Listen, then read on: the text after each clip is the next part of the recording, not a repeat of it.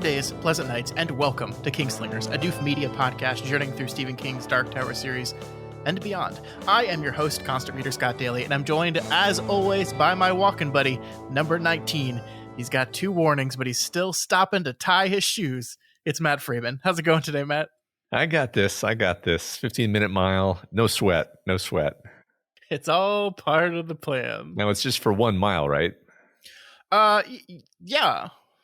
Okay, good. Because I'm getting pretty tired. This week on the show, our 3rd book of season 3 begins. We are still hanging out in the 1970s, but this time we're covering an author never before discussed on Kingslingers, Richard Bachman, Stephen King's worst kept secret. Over the next 6 weeks, we will be reading and discussing Bachman's 1979 novel, The Long Walk. This week on the show, we'll be covering the first 2 chapters of the novel. And Matt, right here at the top, I got to get your immediate reaction to the first 2 chapters of Stephen King's Richard Bachman's The Long Walk. Well, I think I loved it approximately as much as you thought I would. This is great. This grabs you immediately. Mm-hmm. And this is one of the ones where I'm like mad that we had to stop reading. Especially this week, because the 40 odd pages we did in this week's reading were so short and went by so quickly. Yes, definitely. Don't worry, though. Don't worry, because next week we're doing 4 chapters. It's 86 pages. Next week will be the longest section of the book that we'll be covering. So I made it up to you. Oh, thank you. I actually appreciate that. Yeah, I'm really loving this book too. I was expecting this to be a lot of fun, and I was not disappointed on this reread so far. And I have been looking forward to talking to you about this since I read those chapters. So I'm glad we're here and ready to do it. Yeah, I guess just one more kind of overall comment is like I'm just shocked at how kind of masterful it is from from every perspective, from the character, from the story, from the premise. And this is like super, super young Stephen King. Yeah. So that really shook me, you could say. Yeah, he wrote this book as an underclassman in college. Mm-hmm.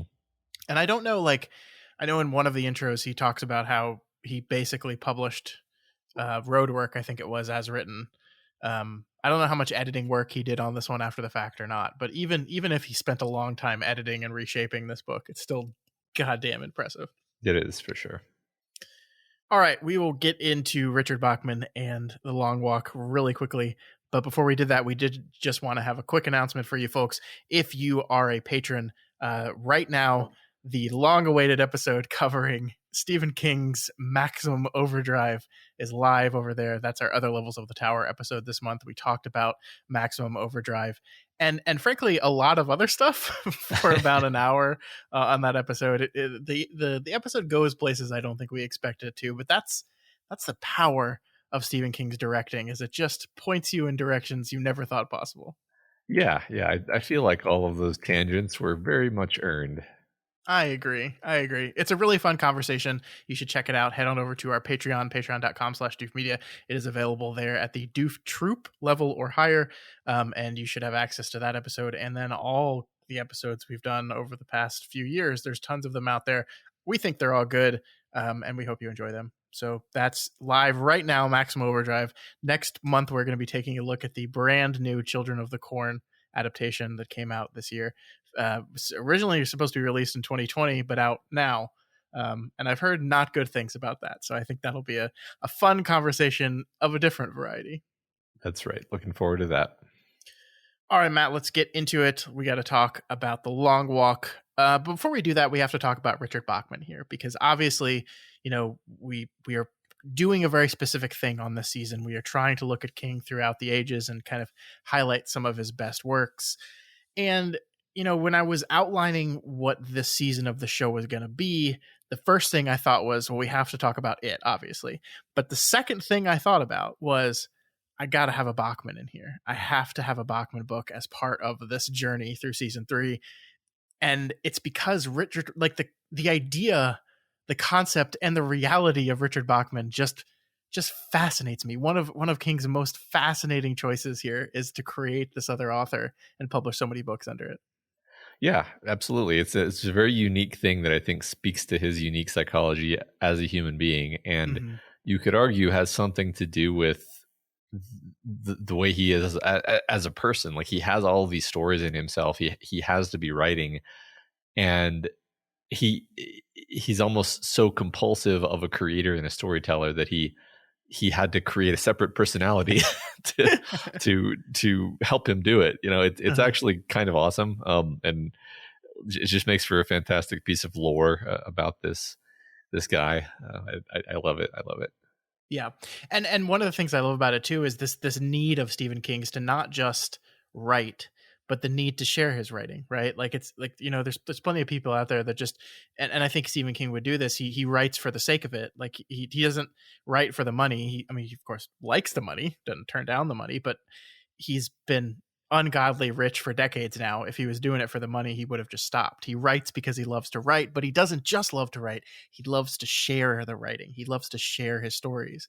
And yeah, I mean, I think he talks in these introductions we're about to get into about how Richard Bachman was a way for him to share more of his stories, for many different kinds of reasons. Yeah, yeah, yeah. And so the other thing is, like, once I said, okay, we definitely have to have a Bachman in this season, I knew that the book it had to be. I knew it had to be The Long Walk because this is the book, in my humble opinion, not only the best Bachman book by a mile, but like easily, in my opinion, like a top 10 Stephen King book, like one of his best works, which is even more fascinating. Like that one of the author's best works comes from when he was quote unquote pretending to be someone else. I will say, again, I haven't read much of this book so far, but this is one of the only ones where I have very quickly thought to myself, like, I think my parents would enjoy this, which I think is just my brain going like, this is something that I can sort of easily recommend, Mhm. at least so far. Maybe it becomes super weird. Yeah. But yeah, I'm getting the vibe that this is going to be something that I'm going to love. Well, that is, I mean, the thing that he talks about Bachman is he's much more like a straight novel kind of idea, right? That Mm-hmm. I think we see a little bit later in Bachman, like with Thinner, that things get a little more out there. But like this book, Road Work, like these are all books in which they're just straight novels.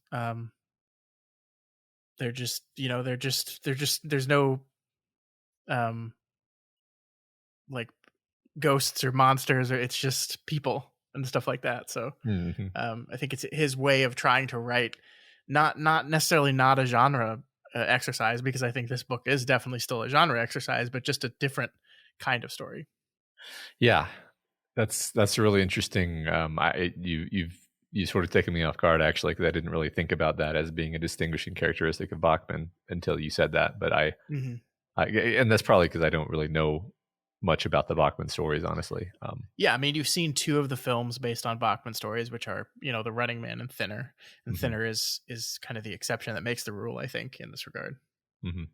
Yeah, and I mean, I think you could call this story and The Running Man both sort of almost a form of science fiction Yeah. that's Mm-hmm. a sort of near future dystopia science fiction, which is, I'm not going to say totally unlike King's other work, but it's not a genre he does a ton of. Mm-hmm. Yeah. Yeah, no, I agree. So normally in this part of the show, I'd talked about some of the history of the book and of Bachman himself, but the collection I have that I'm reading The Long Walk from is a collection titled The Bachman Books, and it has an introduction titled Why I Was Bachman, and that kind of does all the work for me. So I was getting into it and ready to just kind of talk to you about this introduction, and that's when I later realized that the books were later republished with a different introduction called The Importance of Being Bachman. And that is the introduction that is in the audiobook you are reading, and probably the most people are reading. So in the interest of being complete, I read and listened to both of those introductions, and I wanted to talk to you about them a little bit here, and talk about Richard Bachman, and kind of in King's own words why he says he made this person. Yeah, I only read one of the two intros, but maybe you can Mhm. describe the other one to me. I will, and we're not going to spend as much time on it, honestly, and I'll get to why here in a second. But just to set the stage, Bachman has, at the time of this recording right now, released 7 novels: Rage, The Long Walk, Roadwork, The Running Man, Thinner, and then The Regulators and Blaze. So those first 5 were done before King was discovered as Bachman, and then the last 2 were after, with The Regulators coming out in the mid-90s and Blaze coming out in the 2000s. We will talk about The Regulators, Matt. We'll have a lot to say about The Regulators when we get to Desperation later this year, so I don't want to really say anything about that right now. But these are the Bachman books, as they are. Gotcha. Yeah, and I don't really know much. I guess I know something about Rage. This book, I know a bit. Don't know anything about Roadwork. I know about The Running Man. Know about Thinner. I don't really know anything about The Regulators or Blaze. Well, you will. All right. Yeah, I think it's important to say Rage is the only one that is out of print now, and it was taken out of print by Stephen King, his choice to do so. It is a story that involves a school shooting, and I think after the school shootings of the 90s and beyond, I think King elected to remove it from print, as it handled those kind of things in a way that he was not pleased with. So honestly, I've never read it. Like, I've read every single Stephen King book, but I've never read Rage. Kind of, you can find a used third-party copy pretty easily if you look for it, but I don't know. It's like he kind of told the world, I don't want people reading this book. And so I was like, okay, I will honor your wishes in this regard. Yeah, I personally don't really feel an impulse to read it, just based on the author being like, nah. Yeah. So I think getting into these 2 introductions, Matt, I think they're fascinating, because the new one, the one you read, is almost a response and critique of the old one, the one that I read. King is basically like verbatim in that introduction accusing his past self of writing a bad introduction. He says, I was angry, I was short. And honestly, I kind of agree with him a little bit. Like, my reaction to reading this introduction at first was like, I don't believe you, Stephen. Like, it's a well-written introduction. Everything he writes is well-written, but like, it lacks any curiosity and introspection about this thing. Like, his basic overall premise is like, people keep asking me why I was Richard Bachman, and my answer is, I don't know, man. I just did it. I don't really think about this kind of stuff. I just do it. It just happens. And I'm like, I don't believe you, actually. Yeah, no, I have the same feeling. I mean, I think that sometimes King just says things because he doesn't really want to go into it. Yeah. And that was an example of that. But he's obviously a very thoughtful person. Totally. Yeah, like, I think, probably just like getting asked questions about like, where do your ideas come from and how do you write in your process? Eventually you just like are so tired of answering those questions that you just answer in the shortest way possible. It's like, I don't know, I sit down in front of a computer and I have an idea and then the story just goes somewhere. I don't really think about it. And I was like, yeah, you do. Come on. Yeah, you do. Right. Well, I think one aspect of it is like, it's hard to answer that question, this specific question about Bachman, without kind of sounding like a crazy person. Sure. Because I think his actual rationale is somewhat, I'm not going to say it makes him look bad, but it's sort of, because I don't think it does make him look bad, but it is the kind of thing that's a little bit, I would be self-conscious saying like, yeah, I wasn't confident that I could, that I was really good. I wasn't confident in myself. And so I created a new persona to see if I could succeed, on my own steam. And it takes a bit more vulnerability to admit that maybe than he originally had. And that's the part of the original introduction that I found the most interesting, when he on top of his anger and his like, yeah, whatever, it's just something I thought about, was this idea that he gets into, this thing that at least partially true, was that one of the main reasons was he was curious about if he could do it again, it being making it. And this is a thing I've always found really fascinating. It's a thing I can kind of relate to, and I think you can probably relate to a bit too, because in my mind, I don't know if I ever told you this, but in my mind, when we started this show, I thought of it as our Bachman thing, and not because we were using pen names or anything, but because we had this one show, like, for people that don't know, Matt and I were doing movie book podcasts for like 2 years, and no one was listening to them, and I don't blame them for that. Like, how would they even find us? We didn't know what we were doing. We didn't know how to market. We didn't know how to like inform people about what we were doing or anything. And then we had the idea, like collectively, I think, to do this Worm podcast that we've talked about many times on this show. And we did that, and that was hugely successful, and that got us more listeners than we ever had in the world. And then we finished that. And part of choosing to say, okay, let's do this was like, well, I think we're good, but like, are we good, or were the people that were listening to that show just like desperate and starved for content on that show, and they would have listened to anything no matter how good or bad it was? And like, because we were the only one playing in that space when we started that show. No one was doing audio analysis content on that book. Nobody, literally nobody.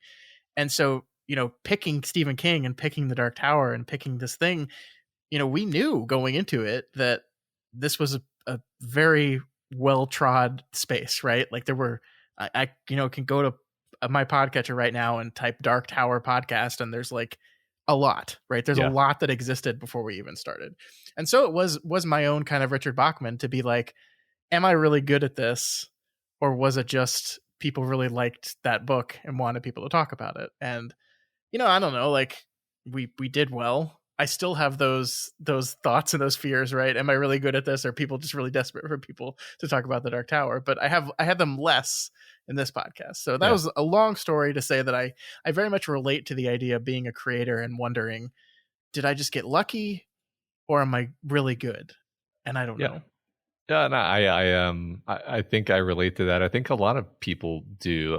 I've had conversations with other people, like the idea that they wanted to achieve something like really different from what their parents did to kind of prove that whatever success their parents had achieved, they wouldn't owe anything to that, as like an explicit motivation, which is interesting because I've never really had that explicit motivation. I do the exact same thing my father did, but I think people are I think it's an understandable motivation, and it's just, I guess what's interesting and unique about Bachman is that he's like the only guy who's ever done this, as far as I know. I mean, pen names are a thing, obviously, but this is a weird and unique thing where he was established and then he sort of consciously threw away that establishment and some money too, right? Like that's one thing we gotta kind of say front and center is like,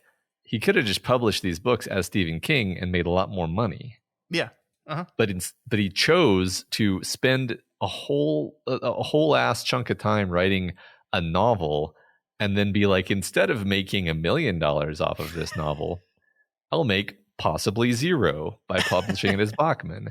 Yeah. And he did that several times. Like, that's remarkable, I don't know if the second introduction had this little tidbit, but if it didn't, I want you to know that like he was discovered as Bachman, and his plan was to publish Misery as a Bachman novel.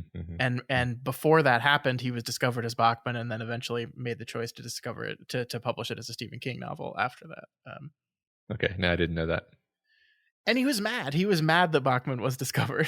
he was mad in the original intro, and then the intro that you read, which was written, 10, 15 years later, he's still kind of mad about the situation, right? He feels like he had this person taken away from him. And the hilarious part about that to me personally is, and maybe this is just, reading this book knowing it was written by Stephen King distorts my view of this, but like, how did he ever think people weren't going to notice this is Stephen King? Like there's a guy wearing a blue chambray work shirt in the first 20 pages of this novel that takes place in Maine.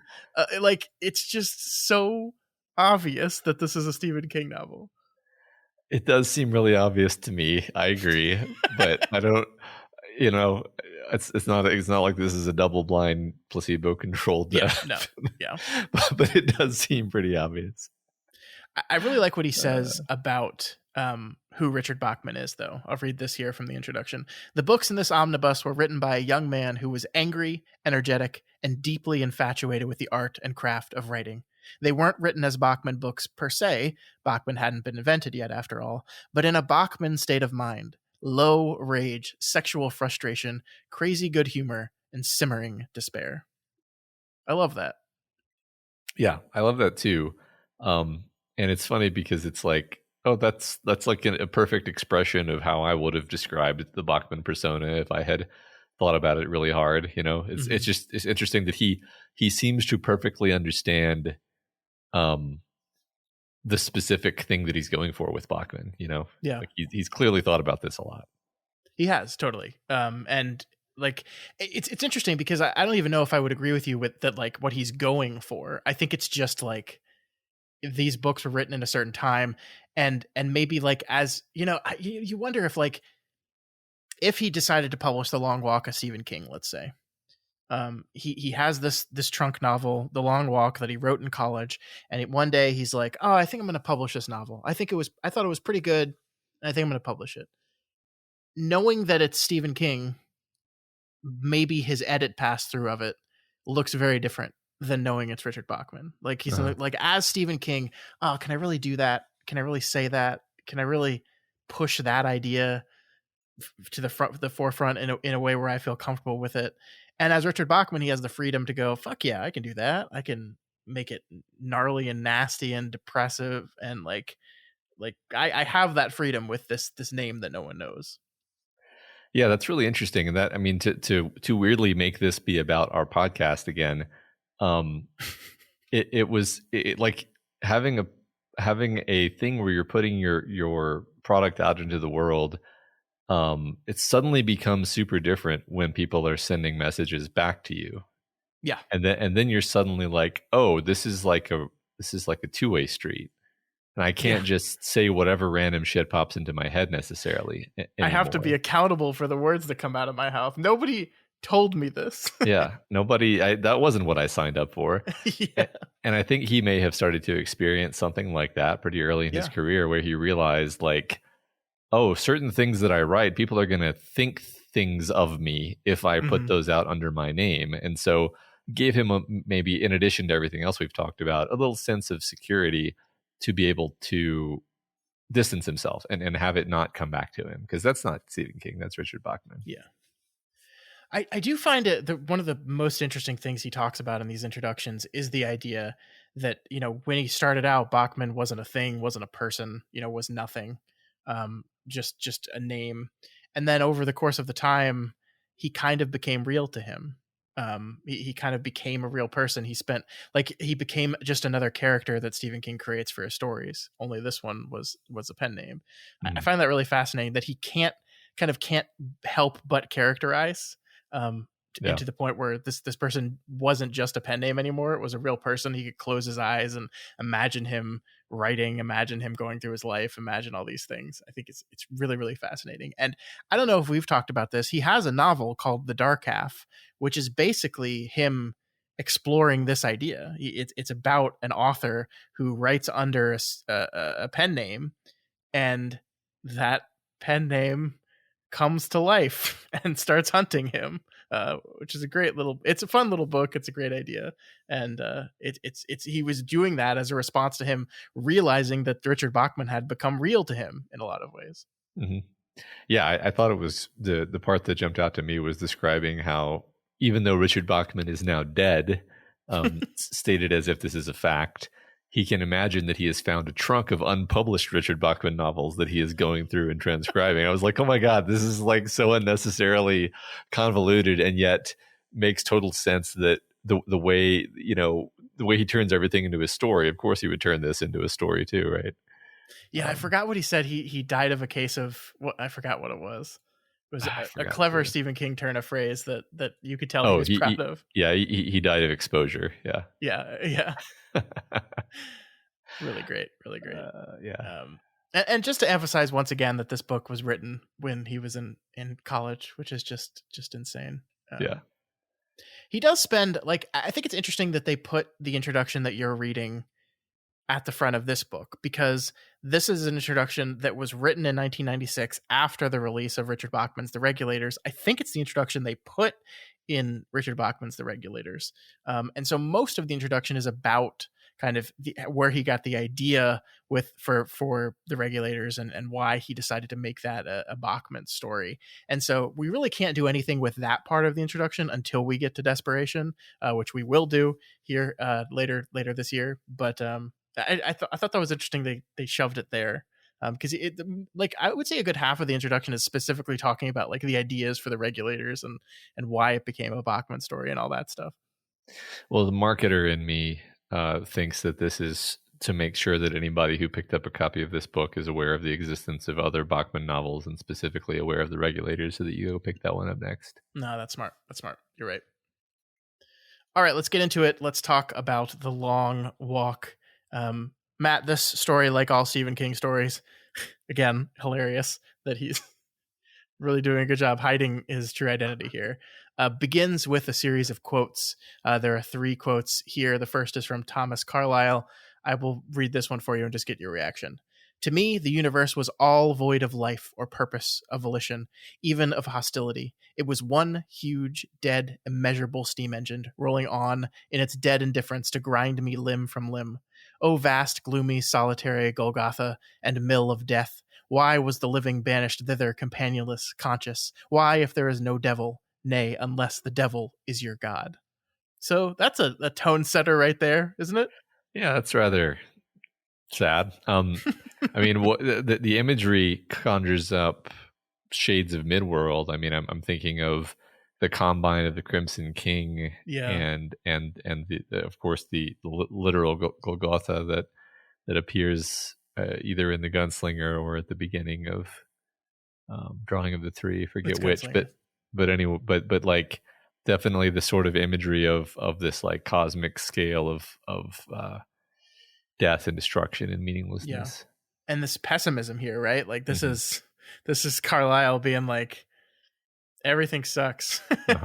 Existence is pain, consciousness is pain, and the God is the devil. Yeah, totally. And then as a perfect kind of King tone shift, I love what the next quote is. I would encourage every American to walk as often as possible. It's more than healthy. It's fun. JFK. I have a feeling that JFK as a figure is going to be somebody who maybe we have occasion to talk about more than once in this series. I think you are probably correct. The last quote is from Bob Dylan. It's "The pump don't work because the Vandals took the handle." This is a Bob Dylan song, kind of harkening back to 1950s protest rock, and trying to bring around some more protest music here. So okay, I love that turn of phrase though, right? The pump don't work because the Vandals took the handle. Like, so why is everything broken? Why is it broken? Well, someone broke it. They stole a key piece of how this whole thing's supposed to work. I like that. I mean, I'm not familiar with this exact song, so I don't know if there's some greater context to it, but I really like what you just said. Yeah. All right, let's get into it. Chapter 1. The book opens with our main character, Raymond Garrity, getting dropped off at this event by his mommy. One of the things I really love, Matt, about the beginning of the book is how information on what is actually happening here is rolled out to us very slowly, very deliberately, and very cleverly. And so I wanted to really start with this book by asking you what you were feeling or thinking as things opened. Well, first thing I got to say is Garrity is such a great name. King really understands the importance of the mouthfeel of a name. Sure. But yeah, I mean, it's definitely we're sort of slowly creeping up on the idea of what this story is going to be about, and the text is very cagey with the nature of what is actually going on here, and we're keeping everything rooted in a very mundane sort of understanding of interpersonal dynamics that I think are very easy to relate to. Yeah, and I think as you're suggesting here, this could just be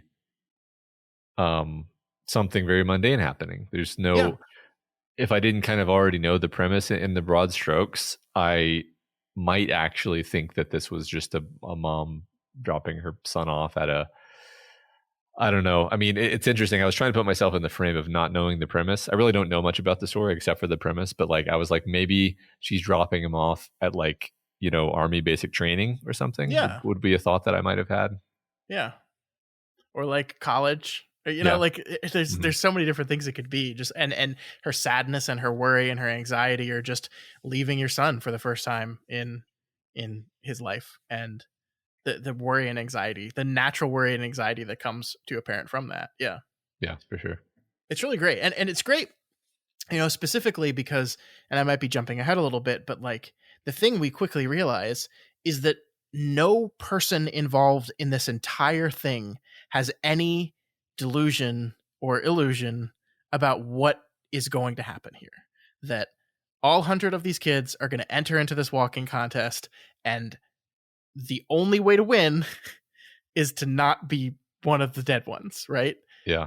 And so, and that is not something that's hidden from them. The book makes it very clear that everyone knows this, and yet King is allowed to roll this out to us in this very slow, deliberate way because nobody is acknowledging that fact, right? Nobody is directly talking about it, because why would you, right? If you're about to enter into this thing, you're about to do this thing, why would you talk about it in that way? Yeah. You don't want to face that. And so it's a really like fun, clever way of slowly introducing us into the world in a very believable way, I think. Yeah, you don't want to talk about it. You don't want to think about it. So, I'm like already worried that I'm going to start sounding repetitive on this beat that I'm about to say. But like, to me, the metaphor that jumps out about what this is all, aimed at is kind of what I just said: the military. That you're signing up for this grand adventure, and you're not really thinking about the likelihood that you're going to get killed. You're not really thinking about any of the unsavory aspects of what you're signing up for. You're buying into some story that you're being sold by your society. And even though on some level you rationally know the terrible risk and danger of what you're signing up for, and that this is, and then furthermore, this is being aimed at young men specifically, and there's all this fanfare and bravado around it. Just there's so many things that line up to make me think like, okay, this is basically a metaphor for the way that we pressure young men into joining the military and then grind them up and destroy them. Yeah, no, I think you're right. I think that's a perfect pull, that, and that metaphor works beautifully. I do think it's interesting that like even through these first two chapters, we don't really have a very clear idea of like how the recruitment, or how people are, like none of our characters actually know why they signed up for this, as a beat we'll get to, right?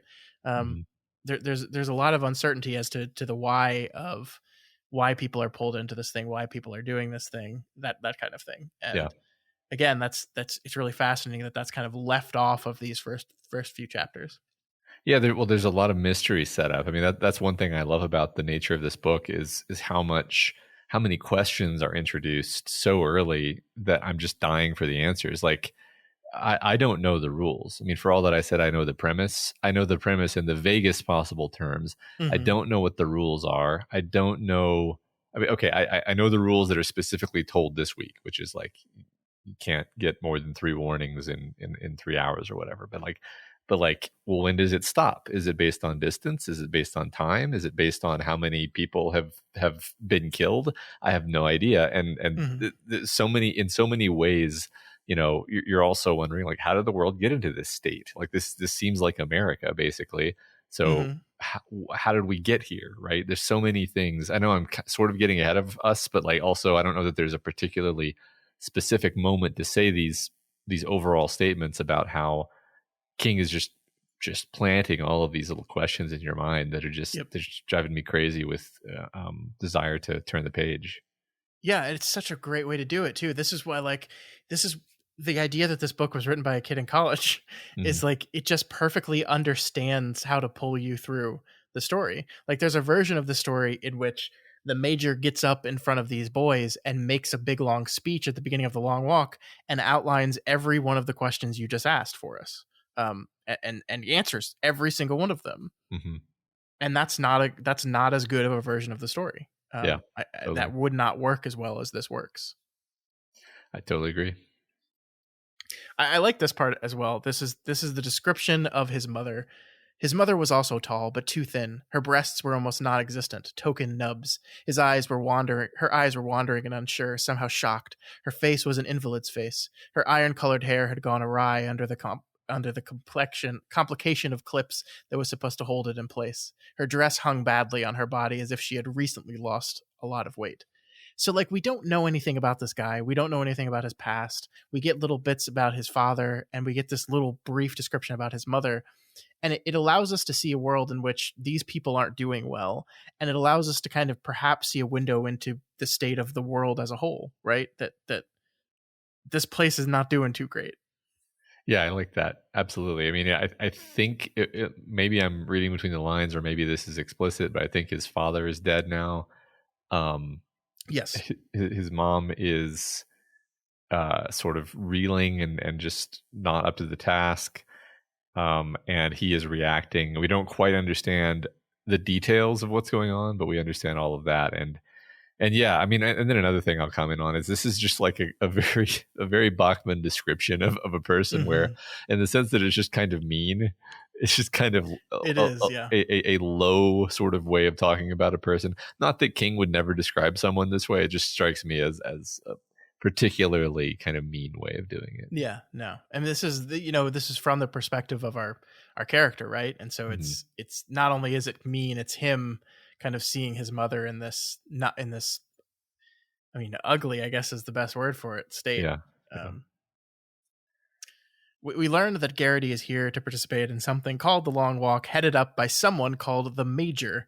And his mother says the Major would let you get out of this. And Garrity says in response to that, "You know what the Major would do, Mom." And she winces at that. And that's like, we have this new introduced character who has a military title and seeming power. And again, you're so right. Part of this planting of mystery. Yeah. Yeah. The Major is a super mysterious and enigmatic character. He's almost, for some reason, I want to say that he's a flag-like figure. But it's like, well, we know almost nothing about him, so I don't know that I can really say that. But I guess the reason I say that is literally just due to the enigma and the lack of information, which is kind of a quality of Flag. Yeah, no, I think that's fair for sure. I love this paragraph so much. I don't even know what I want to say about it. I just want to read it to you because I love it so much. His mother is trying to convince him not to do this thing, even though we're told it's specifically too late for him to back out. And it says, "It was guilt taking the face of anxiety. Although he was only 16, Ray Garrity knew something about guilt. She felt that she had been too dry, too tired, or maybe just too taken up with her older sorrows to halt her son's madness in its seedling stage, to halt it before the cumbersome machinery of the state, with its guards and khaki and its computer terminals, had taken over, binding himself more tightly to its insensate self with each passing day, until yesterday, when the lid had come down with a final bang." I love that. I love the word usage there. Like, yeah.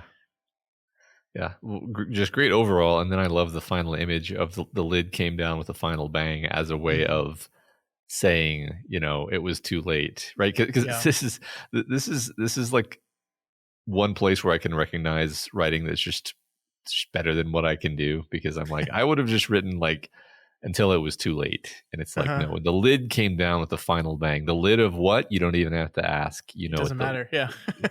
Well, and also the image of a coffin jumps to mind, right? Even though nobody specifically is dead, it's an image of finality and closure. Yes. I love that, because I think a lot of good writing is sometimes having the confidence to not have to specifically spell out the imagery, but just knowing that some words will trigger an image response in someone that will get you where you need them to go. Exactly. I think we're going to talk about this a little bit later, actually. Cool. So Raymond assures his mom that this whole thing was his idea, not hers, and this is the best way. Again, like, I love the structure here. He says, "I love you, but this is the best. This way is best, one way or another." And like, there's a lot of extra meaning attached to that statement, right? That we, the reader, don't know about yet, but we still feel it, right? That's the thing that's remarkable about this, is the emotionality of this scene works despite the fact that we don't actually know what's at stake here yet. Like, we don't know what's going on or what's going to happen or what it means. We don't know any of it. I agree. Yeah, it does feel really heavy that he says that. And I think even just as far as I've read so far, it's clear that what he's saying is this way is best one way or the other. He's saying, you know, either I'll win and then that'll be for the best, or I'll die and that'll be better than whatever is happening in our life right now. Yeah. Yeah. But the status quo is intolerable, and that tells you so much about, like you just said, the stuff that we can't see about, what his life is actually like, what his world is actually like. Yeah. So from here, Ray meets some of his co-competitors, the jumpy Peter McVrays, the cocky Hank Olson, and the quiet Southern Art Barker, I think it was. I don't know if you've, Matt, ever done a competition like a marathon or a race or anything like this, but I love this depiction of the beginning of this thing so much, because this nervous energy permeates the air, and like you have all these people like sizing up their competition while still casually and nervously chatting. And I think King captures like this pre-race feeling perfectly. And it again can work in a situation where you don't think this is life or death. You don't know it's life or death yet. And there is some underlying tension under this whole thing, because all these kids do know it's life or death. But it works as just the mundane, pre-race jitter type stuff. Sure. Yeah. I mean, I thought it was really interesting how the boys are basically all kind of being personable and polite to each other, even though they're competing in what is basically a death race. Yeah. Yeah. Now, you have run marathons, have you not? Yeah. Mm-hmm. Yeah. One. Did you do that because of the long walk? No. No. It was just like, I don't know, when I was in college, like one summer, I just started running because I wanted to lose weight and get in shape, and I fell in love with it and set a goal for myself that I was going to run a marathon one day, and I accomplished my goals. So I did that. Nothing to do with, in fact, I don't know if I had read this book yet when I had first started running, and I don't know if I would have if I had read the story. No spoilers, Matt, but I don't think the story like endears you to distance exercise. Okay, I'll trust you on that. Yeah. No, I was just wondering because like okay, no. Here's the funny story side is literally before we sat down, I was like, it was like 6 in the evening, is kind of getting cool, and I was like, I think I'm gonna go for my walk, except I'm gonna try to keep up that 15-minute mile pace. And according to my watch, I failed. So either my watch is wrong or it's really hard to keep that pace. I guess that pace was even faster than I realized. I know I'm getting ahead of us, but yeah, we'll definitely talk about that. Yeah. Yeah. It's quite a pace. I mean, we can talk about it now if you want to. I don't care. Just the idea that this is a hell of a pace that they're walking at. And yeah. So 4 miles per hour is the minimum pace here. And it's wonderful, actually, Matt. It is basically a 15-minute mile. It's wonderful because if you are a young person that has exercised and has jogged before, 15-minute mile jogging is an excruciatingly slow pace. Like when I did my marathon training, I trained through a group, and one of the first things you do is you run like a 2-mile run. And based on the time you get on that run, they like set you into different pace groups. It's like, based on how fast you ran these 2 miles, we think you'd be most comfortable in this pace group. I was in the 10-minute mile pace group, which is pretty slow, all things considered. But that's, 5-minute mile faster than this walking pace. And so in your head, when you hear this, you're like, well, I could probably do that. Like, that doesn't sound like 15 minutes for a mile. If I like comfortably jog a mile in 10 minutes, that doesn't seem too bad. And that's the deliciously insidious nature of it. Yeah, exactly. Because I mean, walking is somehow walking fast is almost harder in some sense than jogging slow. Mm-hmm. I think it's just about efficiency. It's just about like the efficiency of movement. Yeah. And you can't jog for like 50 hours, right? So not that we've seen them jog for 50 hours yet or walk for 50 hours, but the point is it's insidious, I think, is a great word, because it doesn't sound that bad, but it's like you can immediately see realistically over the course of even just these first couple of chapters how hard this is actually going to be. Yeah. Yeah, it's tough. I mean, it's tough to go that fast that long. It is not a casual like stroll at all. Yeah. It is a walking with purpose stroll. Yes, absolutely. Yeah. All right. So where were we? I don't know. I love this part here, and I want to introduce this to kind of talk about how these characters talk about this stuff. One of the kids points to what he describes as a smudge on the ground, but our character can't see anything. And he says, "That's from the long walk the year before last," Olson said with grim satisfaction. "Kid was so scared he just froze up at 9 o'clock. They considered the horror of it silently. Just couldn't move. He took his 3 warnings, and then at 9:02 a.m. they gave him his ticket, right there by the starting post." And this is the first instance of the phrase giving someone their ticket, which is, as we learn, shooting them in the head, murdering them, killing them. But no one refers to it that way. No one. And so this is, again, the way in which they've kind of externalized the consequences of what they're doing, where they have this fun phrase for it. That is not just like a phrase amongst these people. We learn this is like in the long walk. This is the phrase of it. This is what it's called, giving someone their ticket. Yeah, and the book, as far as I can tell, makes no gesture whatsoever toward what this means until you see somebody get their head blown off. Not explicitly. No, you're right. Yeah. So it's interesting. I don't know how many people pick this book up really having no idea what the premise is, but I imagine that being a huge shock if you manage to get to that point before understanding. It's a really fascinating thing to think about, because one of the things that the introduction that I read talked about is that, King, he wanted to see if he could do it again, but he kind of set himself up for failure in that, because he explicitly wanted these books to not get a huge marketing push, to be like the direct to paperback bargain bin type novel, and they still sold copies, right? So I'm just very curious, like, about the person, and I wonder if any of these people happen to be one of our listeners. But the person that in 1978, 79 was like walking through a bookstore and saw this random book by this random guy and picked it up and read it, and then only learned after the fact that this was Stephen King. Yeah, let us know. I agree. I doubt any of those people are reading, but they exist. They existed. It happened. Yeah, totally. That's a good question.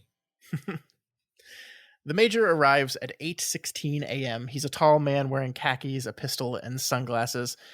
People should take notes on how to characterize someone, because I think this is perfect. This the essential question of who is the Major. Well, here's who the Major is. He arrives at 8:16. Ray looks at his watch when the Major arrives and convinces himself that his watch must be a minute fast, because the Major would never arrive a minute late. So his watch must be wrong. The Major must be right. And so he's a man by which time literally revolves, right? It's 8:15 whenever the Major gets here, regardless of what time it actually is. It's great. I love it. That's amazing. Yeah, I love that. Yeah, I mean, he's like this monster that's beyond the constraints of humanity. While all, it's interesting because time is this huge factor in the story, right? Time is almost it's like the dominant motif in the story, the idea of the inexorability of time, and yet this guy is like outside of time. I love that idea. I mean, for a second I wondered, like, oh, is this going to be, Garrity's actually wrong and the Major is late, and this is a statement more about like the faith that we put in authority figures.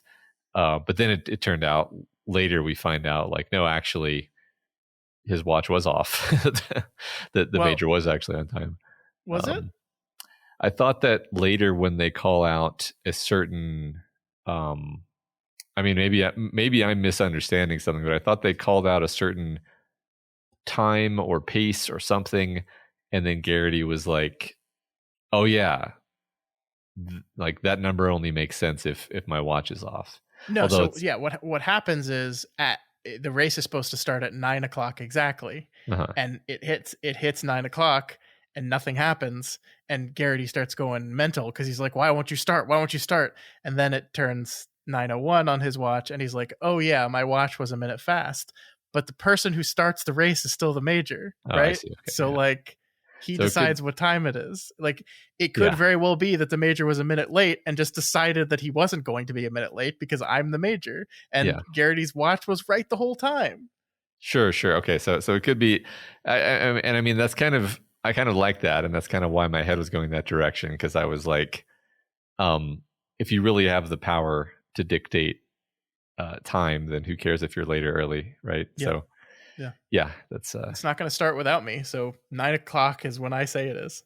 Yeah, exactly. Yeah, okay, that's great. Yeah, I'm glad you cleared that up for me, because it's not that I was confused. I think I just made a slightly wrong assumption. Yeah. Mm-hmm. We get this little bit too, which is a little hint into Garrity's family situation.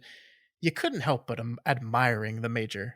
Garrity's father, before the squads took him away, had been fond of calling the major the rarest and most dangerous monster any nation can produce, a society-supported sociopath. But he had never seen the major in person. It's this fascinating little window, right? Like, we see little bits and pieces throughout these two chapters that Garrity's father was a man who was not satisfied with the state of the world.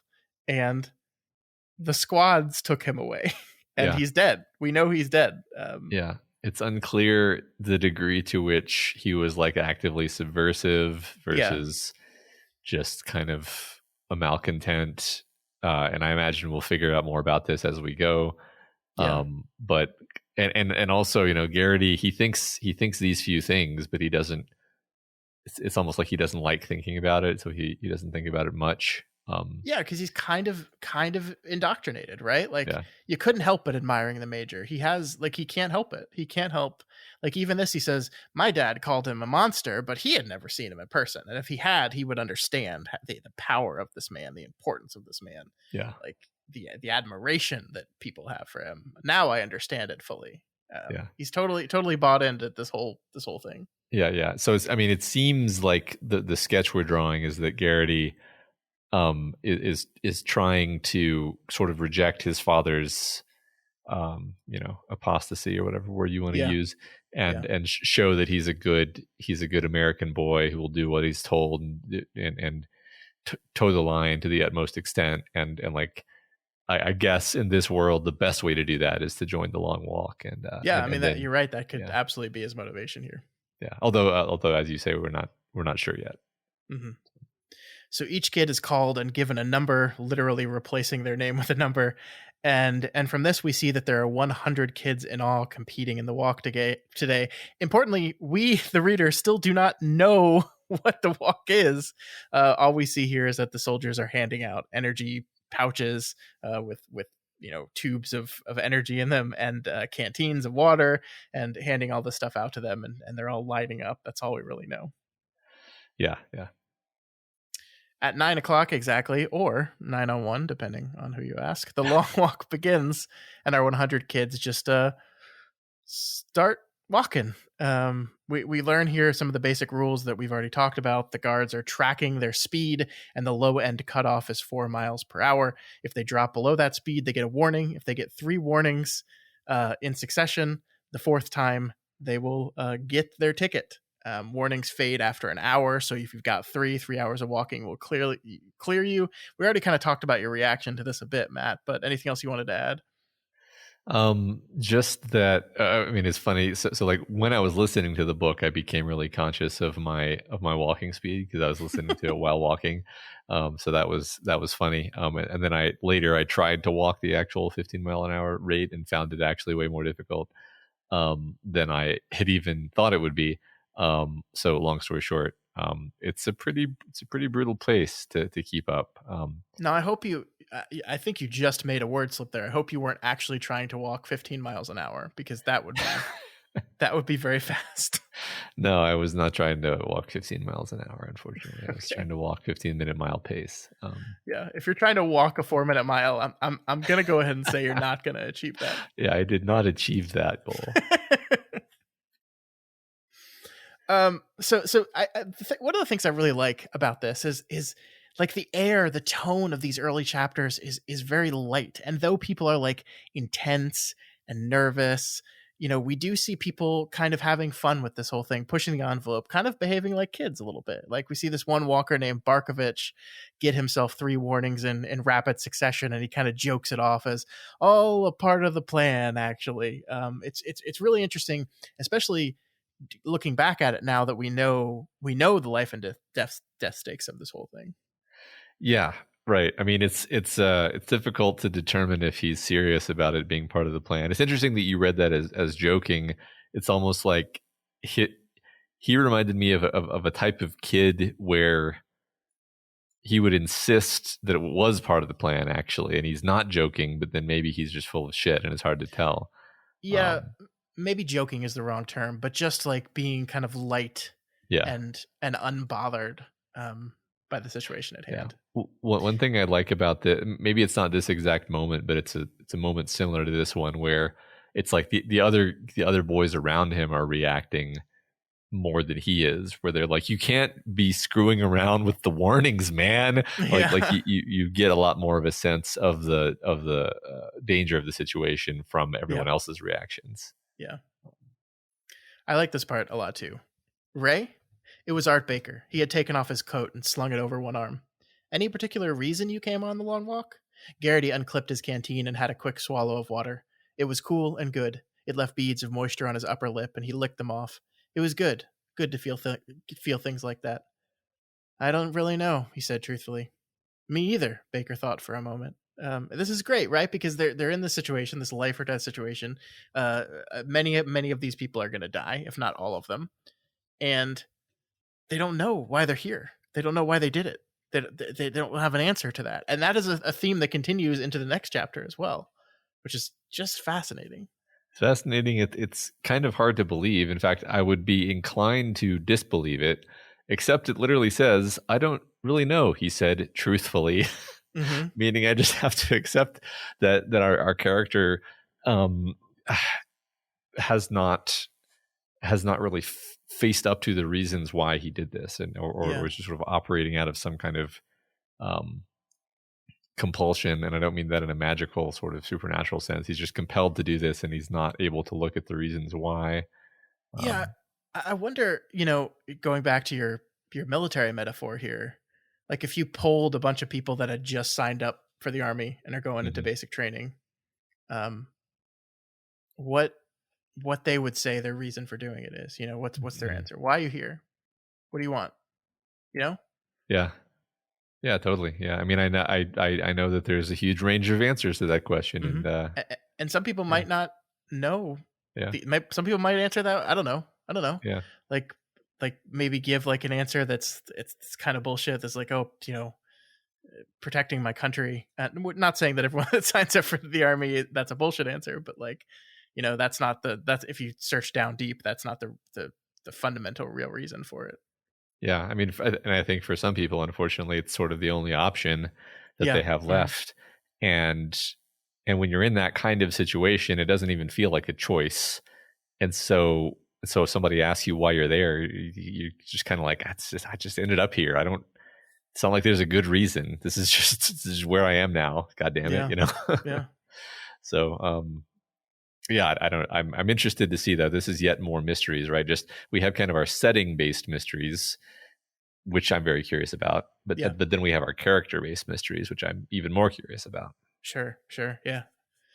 So as they make their way down the road and into the nearest town, Garrity remembers the only walk his dad ever let him go on, and his most vivid memory here is one boy screaming. Every time he put his foot down, he screamed, "I can't, I can't, I can't, I can't." But he went on walking. They all did. And again, like this is a fascinating little window into things, right? Because like people are witness to how cruel and awful this is after a while, right? I think they said 72 hours into the walk was when he saw these people. Yeah. And and this kid is terrified and suffering and on the brink, and people are just lining up along the edge to watch them and cheer them on. The people don't seem to hesitate to watch them in that state. They don't seem to take any care to hide the executions. Those are just part of the the thing. Just got to shoot the kids in the head, and whether it's in front of people or not. And everybody just kind of takes it. I mean, it kind of vaguely reminds me of these like North Korean things you hear about, where it's like your willingness to for example, you like, you don't want to be the first person to stop clapping, so everybody will just clap for 45 minutes, because it's really more about like demonstrating what a good follower you are. And so being able to watch some kid get his brains blown out in the street in front of you and keep cheering is just a fantastic way of demonstrating how loyal and, gung-ho you are for the cause. And maybe that's what's going on. I don't know anything, right? The story has not told me any of this. I'm just sort of putting these lenses onto it. Sure. I mean, I guess we should like at least mention here that the concept of this idea is like something that's been explored, pretty extensively in literature, like especially YA literature nowadays, right? I mean, like this is the battle royale, the Hunger Games, the Maze, like this is, kind of not post-apocalyptic, but like, totalitarian regimes create games to entertain the populace type thing. Yeah. Like that is like what the story is operating in. And I don't know, I'm sure this concept of this idea existed before this story, but this is like years before even YA was like a separate section in a bookstore. Yeah, right. And that's really interesting. Yeah, I do wonder if there's any lineage that King is pulling from to get this premise in the first place, but I'm not aware of anything personally. Mm-hmm. Yeah. So they pass some more houses, and Garrity sees a sign for him. They're walking through Maine, and he's from Maine, so he's Maine's own. The sign is held by a cute girl who squeals when he runs up to her and kisses her, getting his first warning for his trouble. We still haven't been explicitly told by the book what getting your ticket means quite yet, right? But you've probably had your suspicions at this point that this is a serious thing. And so I think there's this growing disconnect between what we're seeing and how these kids are behaving and what we believe is actually happening underneath this whole thing. Sure. Yeah, well, I think that one interesting thing you can say about that is just like there's only so long you can be terrified before you just kind of become inured, and you're just like, yeah, I guess if they're going to shoot me, they're going to shoot me. Fine, whatever, fuck it. I'm going to kiss the pretty girl, although it does seem like a little bit early in the game for that. I guess it could be saying like, well, they're always sort of under the threat of death anyway, in this world they live in. Sure. Potentially. I don't know that either. I also started having a lot of paranoid thoughts about like what role this whole walk serves in society, and like whether this girl is what she appears to be, or some kind of plant, like for the purpose of PR. One thing I noticed is like there don't seem to be like a ton of cameras. Like there's some cameras, but there's not a ton of cameras, right? Am I wrong? Like it's just not mentioned that like there's not cameras like following them, avidly. Sure. As far as I can I'm not recall. Sure. I'll pay. Yeah, more I don't think so. to that, Like I don't think this is a thing where like people hop in front of their TV and watch the walkers do their thing. Yeah. At least not that we've been told. Yeah. Okay. Yeah. All right. Want to move on to chapter 2? Yeah. So there's another thing this book does. We didn't mention this in the first chapter, but each chapter begins with a quote. I don't think we'll be taking a look at every single beginning of chapter quote, but I wanted to highlight this one just to outline that as a structural conceit of the story, but also because I just liked it, right? So the quote that opens this chapter rather is, "Now you have the money, Ellen, and that's yours to keep. Unless, of course, you'd like to trade it for what's behind the curtain." And that's Monty Hall on the show Let's Make a Deal. Yeah. You should always trade for what's behind the curtain. Yeah, definitely. Because a boat's a boat, but a mystery box could be anything. Could be anything. It could even be a boat. Yeah, I do like this. I mean, it's about risking it all. You're risking it all for something potentially better, right? Yeah. That's maybe one of the reasons why you would go on the long walk. Yeah, maybe. And I think with that in mind, this chapter can really be seen as the turn in the story, right? It's where getting your ticket is finally revealed, and it's where our young boys maybe start to realize and really digest this idea that they're in some trouble, actually. And I think it's in that mind, this is a wonderful quote to start this whole thing on. Yeah, I totally agree with that. It's becoming real to them. They didn't. So it's interesting because like it's not that they didn't know what they were getting into, and yet somehow there's still this sense that until the moment that occurs in this chapter, they actually didn't know what they were getting into because they hadn't really seen it. They hadn't really experienced it. Yeah. It's to return to the metaphor of this being like the armed forces. You sign up to join the military because you want to serve your country and you want to be a hero and you want to wear a cool uniform, and maybe it's a family tradition and it's got all this positive association with it that some of it may be highly legitimate. I'm not passing judgment. The point is, then you do it, and it's like not what you expected, and you end up getting treated like a disposable tool in many cases, and maybe you die pointlessly, and none of that was what you had in your mind when you made the decision to join. Obviously, I mean, even just the reality of being on the battlefield for the first time, right, is like like. Is a very different experience from what you might put in your head. And, it's again, just like the idea of us sitting here in a chair being like, I don't know, man, I've run 10-minute miles for a long time. I feel like I could walk a 15-minute mile forever. And it's the reality between saying that and actually having to do it. Sure. Yeah. I mean, I can especially imagine being a kid and thinking like, well, I can walk one 15-minute mile really easily, so I'm sure I could do that for 72 hours. It's like, I can imagine being a 16-year-old who would say that. Yep. And maybe that is one of the exact reasons why it's young boys that are part of this, right? That this is who they select for this is 16. We know our main character is 16. I assume they're all around that same age. Yeah. Yeah. So our chapter opens with Harkness, number 49, taking everyone's name and number. He's planning on writing a book about this experience, you see, and everyone else thinks that's ridiculous. The quote here is, "No, I'm going to write a book," Harkness says pleasantly. "When this is over, I'm going to write a book." Garrity grinned. "If you win, you're going to write a book, you mean?" Harkness shrugged. "Yes, I suppose, but look at this. A book about the long walk from an insider's point of view could make me a rich man." McVrees burst out laughing. "If you win, you won't need a book to make you a rich man, will you?" And there's again, Matt, this is what I love about this book.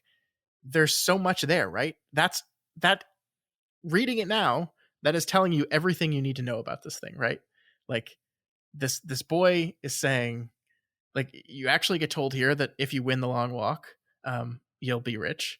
You get told, when this is over, I'm going to write a book. And Garrity says, "If you win, you mean," which heavily implies that either you win or it's over.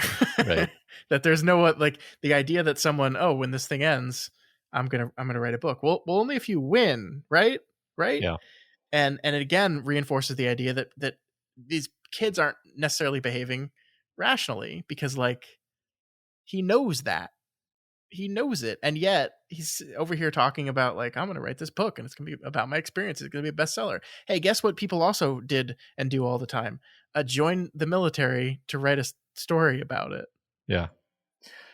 Yeah, exactly. I love that. I mean, I love that he says, "Yes, I suppose," instead of like, like yes. I mean, winning, if you know that the only way to survive is to win, then you, it's just a perfect example of like a young kid not really thinking through the logic of the situation. Like, yep. Like at some point it got into his head like, oh, I'll write a book. And it's like he never quite computed through all of the ramifications of his choice. Yeah. And also that, like, buried in here, right? I guess not buried, it's pretty obvious, is this idea that if you win, you're wealthy. And so like the society does reward the people who accomplish this. We don't know what, we don't know how much, but yeah, there is a prize at the end. Right. Of some sort. Yeah, they take you to the island. So the boys keep walking 6 miles down now. One thing we haven't mentioned yet that I think is worth mentioning here is there is a group of boys that has kind of splintered off from the main pack and are walking well ahead of the rest of them, as if this thing was some sort of race. And I think it really speaks to the immaturity and foolishness of this whole thing once again, that, we have these young boys that don't fully understand what they've gotten themselves involved into. And so there is, at least as we've seen it, no advantage to walking above 4 miles an hour. Yeah, I mean, unless I badly misunderstand the rules, it does seem like you would want to hang back and stay just above the minimum pace. And also, like, there's this specific thing where the guys who are kind of racing off ahead are like described as being just extremely gung ho. Like they have like uniforms, almost like they're on a team, like representing a team or something like that. And you're just like, oh, they've been indoctrinated and they're gonna die, and this is really sad. But I don't know. I'm making a lot of assumptions, obviously. No, I think that's what the book kind of wants to lead you towards. So I think those are fair assumptions to make for sure. So don't tell me if I'm not supposed to know at this point. But Okay. My understanding of the rules is like, if you let's say that you just started sprinting from the starting line and you got well ahead of everybody, that doesn't entitle you to like lie down for a bit and wait for people to catch up. Like you have to keep a minimum sustained pace of 4 miles per hour, correct? Based on everything that's been told to us so far, that's correct. Yeah, that's okay. That cool. Your position in relation to the other boys is immaterial. Okay, that's my understanding. Gotcha. So suddenly, number 7 gets a bad Charlie horse, and in the process of trying to work it out, he racks up 3 warnings very, very quickly. And here's when I talk to you about like interesting word usage that still conveys the point perfectly. Here's what I was talking about. Garrity could see Curly's Adam's apple going up and down. Curly was massaging his leg frantically, and Garrity could smell panic coming off Curly in waves, and it was like the smell of a ripe, freshly cut lemon. And I love this stuff, right? Like, I think you mentioned this a while ago with King sometimes, where like the words themselves don't mean anything. What do you mean panic smells like a ripe, freshly cut lemon? What does that mean? What are you talking about? And yet this manages to convey meaning so perfectly, I think. Yeah, I mean, unless Stephen King can actually smell fear, and which would kind of explain a lot when you think about it. I certainly can't, and it certainly doesn't smell like lemons. If it does smell like anything, I don't know, folks out there, if you can smell fear and if it smells like lemons, let us know, because maybe this is just one of those things that not everyone experiences. Could be. No, I think you're right that it's more about the imagery than the fact of it. So Curly manages to massage out the cramp just in time, but unfortunately, it's a distance race, Matt, and not long after that, it happens again. Curly doubles over, slows down too much, and gets his ticket. And we learn here what a ticket is: a bullet to the head. The illusion is over. I love the way King builds to this moment. I love, Curly's on the ground screaming, "It isn't fair. It just isn't fair." It's really, really the powerful moment in the story. Yeah, it sucks. I mean, the build up to it is incredibly intense. You've got all the boys who they're actually walking backwards, if I recall correctly, because they can't, like, they know they shouldn't be doing that because it's a risk to them. They know they shouldn't watch because it's going to be traumatizing. They do it anyway because they can't look away, and it's just awful. Yeah, and it's the type of thing where like this is what happens with exercise and physical challenges like this sometimes, right? Like this guy thought he was going to go the distance, and then suddenly for whatever reason his muscle cramps up. Why? I don't know, it just happened. Like my marathon, mile 15, I put my right leg down and my right calf just went nope, and just like stopped taking my weight. Don't have no idea why. Was it because I didn't train properly? No. What was it? I don't know. It just, sometimes it happens. And I spent the next few miles kind of walk running to kind of get it to work again. And I finished still, but obviously not in the time I wanted to. But sometimes this stuff just happens, and it's not fair. It's not. Like there's nothing you can do, but it's what happens. Yeah, that's it. That, I mean, you telling that story makes the moment kind of land even harder, because it's like that would be exactly the emotion you'd be feeling in that moment, where it's like, Mm-hmm. I don't I don't deserve this. Like Yeah. I did everything right. This Yep. isn't my fault. It's not fair. And it's like, it doesn't matter. It doesn't Mm-hmm. matter. Yeah. Sometimes it's just not your day. Yeah. And in races is, in our world, it's just like, okay, well, next time. Yeah. You don't get that in this. Yep. And I think one of the things we've already kind of touched on this, but one of the things I love about this happens in the middle of a town. The first time someone gets their ticket is in them walking through a town, and there are people in the stands watching this. I say stands, they're on the side of the road. There are people watching this. So there's no pretending here, right? There's no pretending that punching your ticket isn't a thing that everyone involved in this whole thing fully knows about and understands. Everyone knows, because all these people just witnessed a child get shot in the head for not walking fast enough. And it's great that it happens there. So if it was in the middle of nowhere the first time it happened, you could make the argument that, oh, maybe they shield the public from the truth of this thing. But no, it's right there. No. And in fact, I'm going to go ahead and make the sort of guess that that's part of why they do this. It's a sort of brutalizing and traumatizing the populace exercise, to get their consent, sort of manufacturing consent in a sense. Yeah, I mean, the Ray says, when he's remembering the first and only time he went to a walk with his father, that he was disappointed that no one got their ticket in front of him. It's like watching NASCAR and hoping you get to witness a car crash, right? It's the same kind of thing. It's the same kind of innate pull for humanity in a lot of weird ways. Yeah, bloodthirstiness. Yeah. Mm-hmm, mm-hmm. I love this paragraph here too. He's thinking about whether it hurt when Curly got shot, and the text says, "But of course it had hurt. It had hurt before, in the worst rupturing way, knowing there would be no more you, but the universe would roll on just the same, unharmed and unhampered." I find this like a very relatable young person reaction to death, right? Just like, not even the idea that you are gone, but that like things will just move on as if you never existed. I just find that's like a very young person's understanding and fear around death, I think, is in a very relatable way. I'm not saying like they're wrong to feel that way. It's really interesting. Sure. I mean, I think I can still sort of feel that specific, Mm-hmm. Even though that's maybe not the main way that I experience the fear. Yeah, it's definitely, and I've never quite heard it put that way either, even though it seems like very vivid and it really resonates. Sure. Yeah. That's really great. Mm-hmm. So our walkers are told they've reached mile 9 before Curly got his ticket, which means, Matt, a new record for this is the longest a full company of 100 walkers has survived.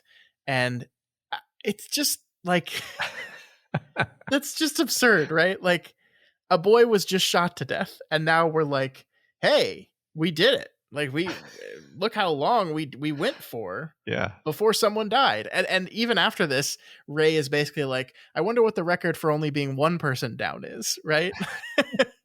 And it's so great seeing this fucked up world that King has created, that we see so little of it so far, but we're all seeing this kind of through the lens of young men who are already indoctrinated in it.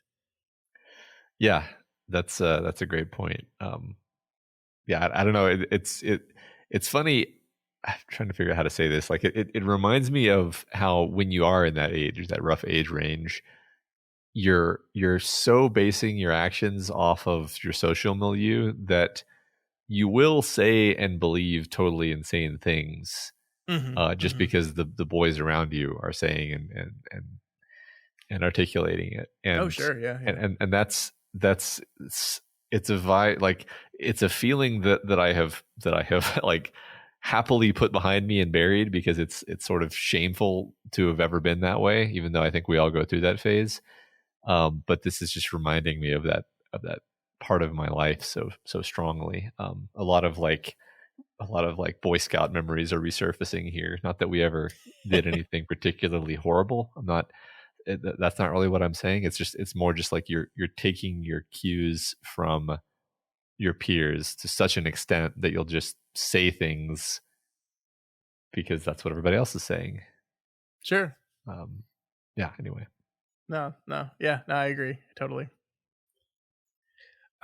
One thing we haven't talked about yet, but I think is worth kind of mentioning here, is this thing that happens from the very beginning, that Raymond is sitting there waiting for the race to start, and he clocks this kid named Stebbins. And Stebbins is, before the race start, like casually sitting in a tree eating a jelly sandwich.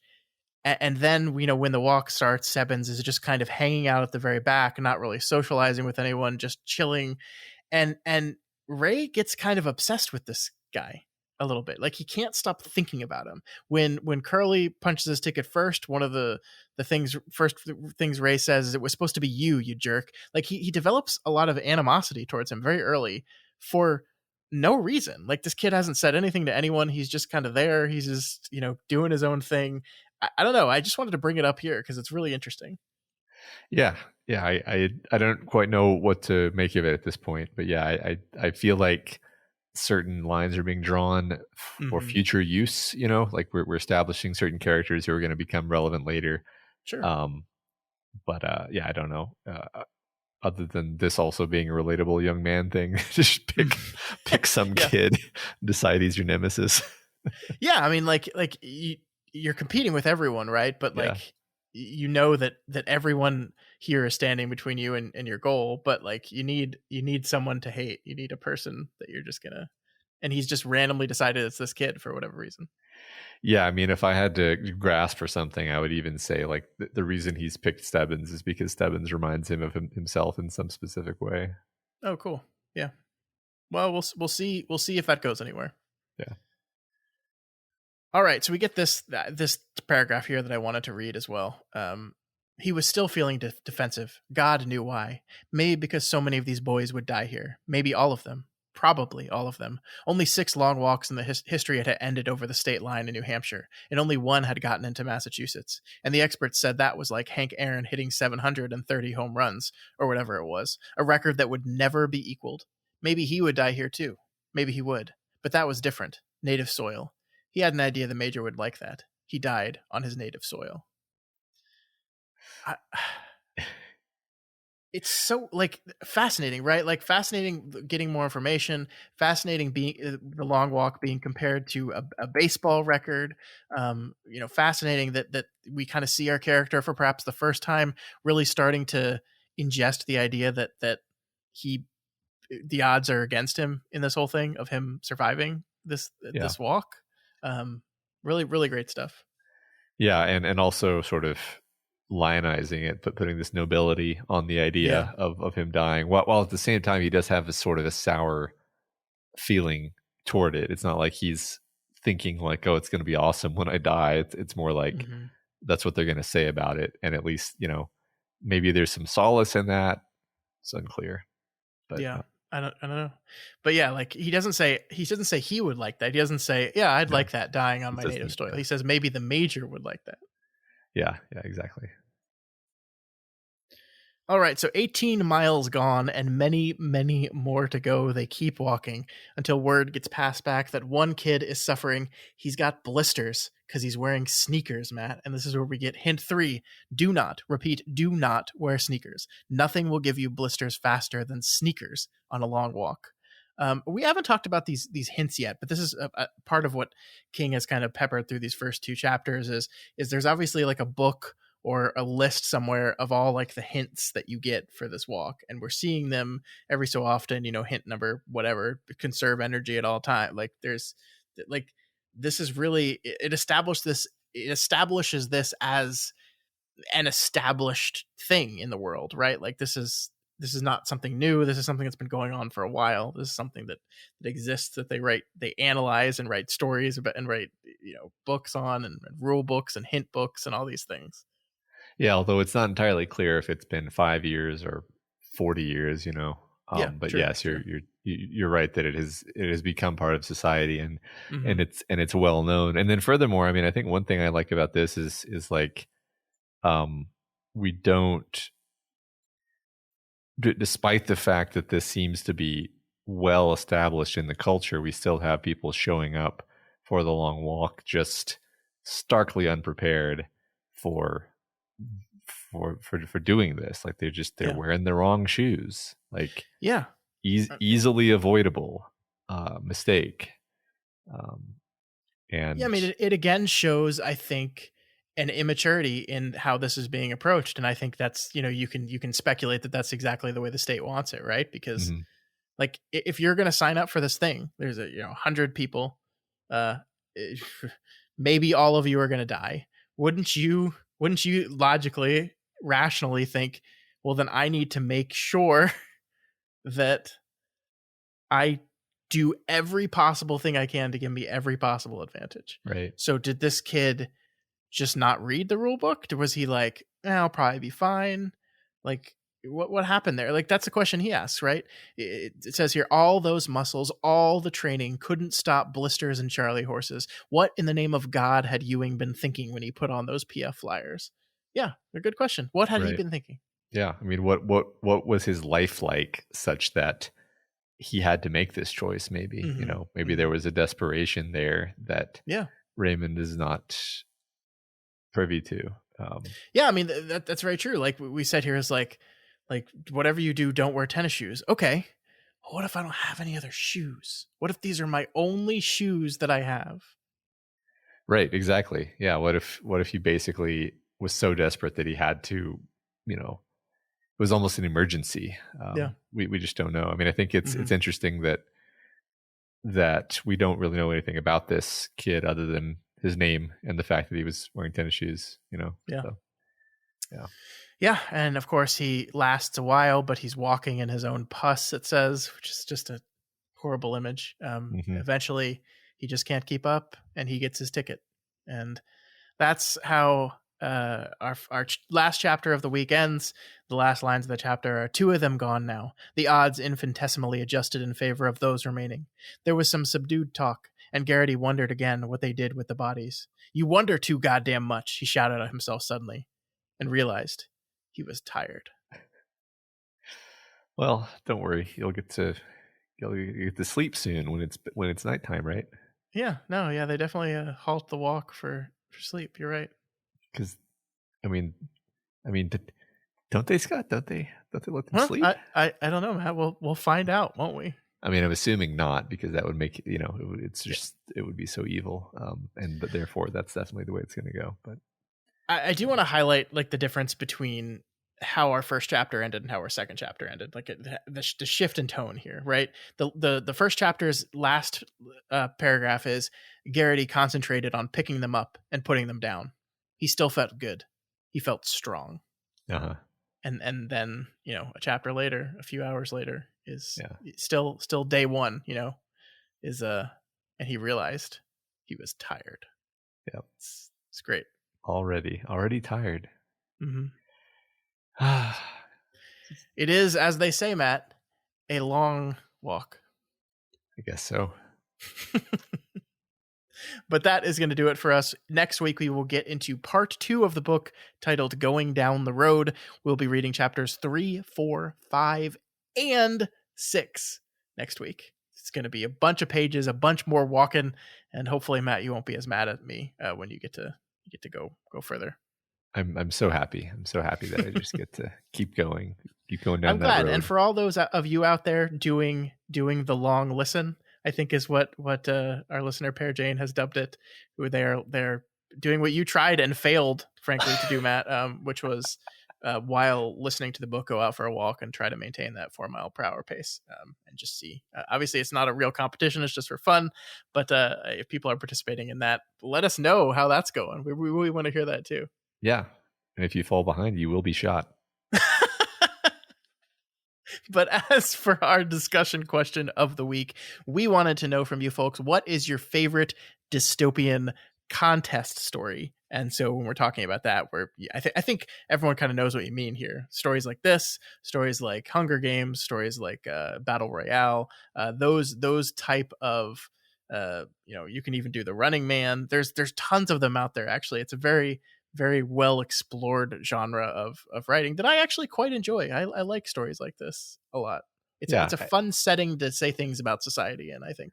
Yeah, I think you just kind of listed out the main ones that I know about. So I would like to hear more farther afield options that I may not have heard about. But or you could talk about one of those ones that Scott just listed if that's your favorite. Do whatever you want. You can. Matt, you're not their boss. Okay. You that's true. You can do whatever you want in this life. I know. I'm sorry.